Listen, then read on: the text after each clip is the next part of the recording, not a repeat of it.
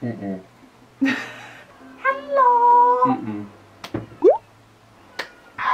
Pew pew. Okay, let's go. Hello.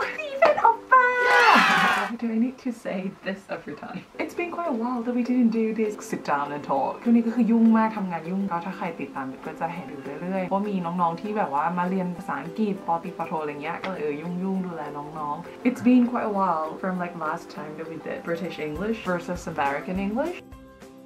Pants. Trousers. Sidewalk. The stuff. Are you kidding me? Crips. Yeah, whatever.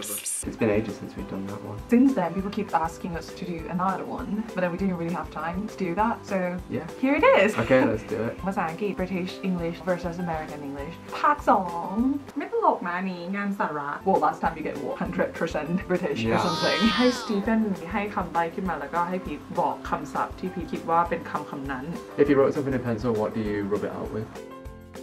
A rubber or an eraser?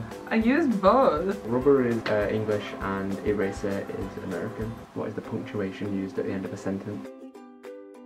Period. That's American. Oh, you say full stop, don't Full you? stop, yeah. Yeah, we say full stop as well. You say period first. Like when it's dark, you need to like use Flashlight. Flashlight is American. So what's British? Torch. Oh, right. What do you put in the car to make it go? Key. No. What does the car use to generate power? Gas. Yeah, Gasoline. Yeah, American. What is a sat? No, petrol. It's gasoline. You would say gas station, would you? Petrol station. What would you put on a cut on your body? Band-aid.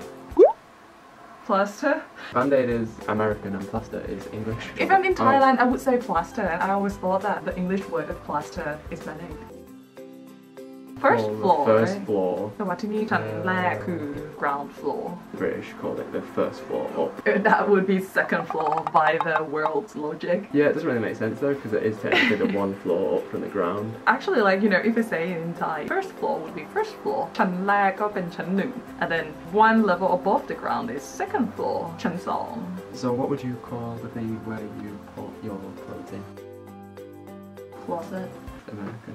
The English is wardrobe. If you park your car to like a mall in Thailand, what do you park it in? A parking lot. Parking lot is American. The UK is a car park. But you use parking lot sometimes, don't you? No, it's just a car park. What would you call this area at the back of my house? This grass area? Backyard. Yard is American, and what the British would say is a back garden. Yeah, I don't know why. If it's in front of the house, I would probably call it garden. If there's like flowers and stuff, but then if it's like at the back of the house, I would say backyard. Yeah, we call it back garden. Okay. Line or cute? Line. I like line up. Yeah, American. What would you call a money paper?